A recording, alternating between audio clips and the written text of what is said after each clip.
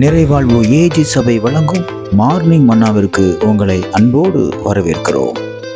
கர்த்தருடைய பரிசுத்த நாமம் மகிமைப்படுவதாக. இந்த நாளிலே உங்களை சந்திப்பதிலே மிகுந்த சந்தோஷம். எனக்கு அன்பான தேவ பிள்ளைகளே, நான் நிறைய நல்லது செய்யறேன், நான் நல்லா நடக்கணும்னு விரும்புறேன், நான் நல்லா இருக்கணும்னு விரும்புறேன், எல்லாருக்கும் முன்பாகவும் குற்றமற்றவனா நான் வாழணும் விரும்புறேன்னு சொல்லி அநேக பிரயாசங்களை எடுத்துக்கொண்டு அதற்குரிய பலன் கிடைக்கவில்லையே என்று சொல்லி ரொம்ப ஏங்கி கொண்டிருக்கீங்களா? இன்றைக்கு கர்த்தர் உங்களோடு கூட பேசுகிறார். ஏசாயா எழுதின தீர்க்கதரிசன புத்தகம் 57ஆம் அதிகாரம் 2வது வசனத்தினுடைய ஆரம்ப பகுதி இப்படியாக சொல்லுகிறது: நேர்மையாய் நடந்தவர்கள் சமாதானத்துக்குள் பிரவேசித்து. நீங்க நேர்மையா நடப்பீங்கன்னா, யாருக்கு எந்த கொடுமையும் செய்யாம, எந்த தீங்கும் செய்யாம, நீங்க கவர்மெண்ட் டிபார்ட்மெண்ட்ல, போலீஸ் டிபார்ட்மெண்ட்ல, சிவில்ல, எதுல இருந்தாலும் சரி, நீங்க நேர்மையா நடப்பீங்கன்னா உங்களுக்கு சமாதானம் உண்டாகும். சமாதானத்துக்குள்ளே பிரவேசிப்பீர்கள் என்றால் பரலோக ராஜ்யத்துக்குள்ளாக நீங்கள் போவீர்கள். இந்த பூமிக்குரிய ஆசீர்வாதம் உண்டாகும், பரலோகத்துக்குரிய ஆசீர்வாதம் உண்டாகும். இந்த நாளிலே நான் நேர்மையாய் நடப்பேன். என்னோட படிப்பா இருக்கட்டும், என்னோட வேலையா இருக்கட்டும், என்னோட குடும்ப வாழ்க்கையா இருக்கட்டும், என்னோட எந்த பிசினஸா இருக்கட்டும், நான் நேர்மையா நடப்பேன். ஒருவேளை நீங்க கடையை வச்சு பிசினஸ் பண்ணிக்கிட்டு இருக்கலாம், அல்லது உங்க வீட்டிலேயே பொருட்களை தயார் செஞ்சு வெளியே விற்கிறவங்களா இருக்கலாம். நேர்மையா நடங்க, யாரை ஏமாற்றாதீங்க.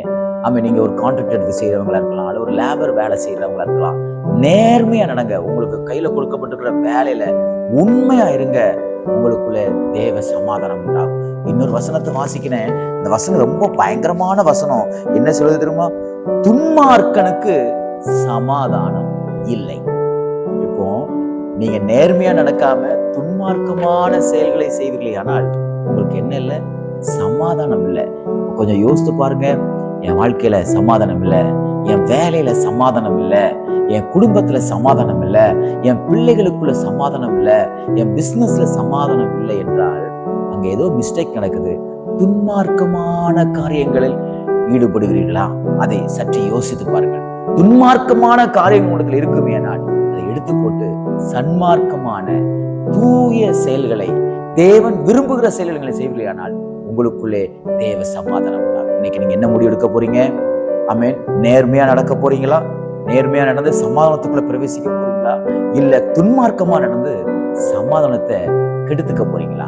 உங்க கையில தான் இருக்குது. கர்த்தர் உங்க கூட பேசியிருப்பாரு. ஆனால் இன்னைக்கு ஆண்டவருடைய சமூகத்துல ஒப்பு கொடுத்து நேர்மையா நடப்பேன் ஆண்டவரே என்று சொல்லி எல்லா விஷயத்திலும், வாலிப பருவத்திலும் சரி, வாலிப பருவத்துல நேர்மையா நடப்பேன், என் கற்பை நான் பாதுகாத்துக் கொள்வேன்.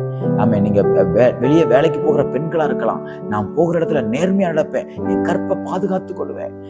நீங்கள் திருமணமான சகோதரனா இருக்கலாம், சகோதரனா இருக்கலாம், திருமணமாகாத சகோதரன் வாலிபனா இருக்கலாம், நான் நேர்மையா நடப்பேன், நான் எந்த விதத்திலும் பாவங்கள் செய்ய மாட்டேன் என்று நீங்கள் தீர்மானம் எடுப்பில்லையானால் உங்களுக்குள்ளே தேவ சமாதானம் உண்டாகும். இந்த நாள் தேவன் உங்களை சமாதானத்தினால் நிரப்பி, சந்தோஷத்தினால் நிரப்பி, மிகுந்த ஆனந்தத்தினால் உங்களை நிரப்புவாராக. இந்த நாள் உங்களுக்கு ஒரு ஆசீர்வாதமான நாளாக இருப்பதாக. God bless you.